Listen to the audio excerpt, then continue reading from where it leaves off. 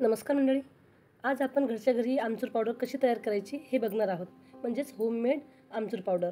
तर त्यासाठी मी आंबट कैऱ्या घेतलेल्या आहे 1 किलो. 1 किलो कैऱ्या घेऊन आज आपण आमचूर पावडर बनवणार आहोत. तर त्यासाठी कैऱ्या पहिले स्वच्छ धुवून घ्या आणि आंबटच कैऱ्या घ्या, त्याच्यामुळे आपली आमचूर पावडर मस्त आंबट होते. भरपूर पाण्यामध्ये कैऱ्या टाकून स्वच्छ धुवून काढा. तर आता अशा प्रमाणे आपल्याला सर्व कैरीची साल काढून टाकायची आहे. तर बघा, पूर्णपणे हिरवा भाग जो आहे तो मी काढून टाकलेला आहे.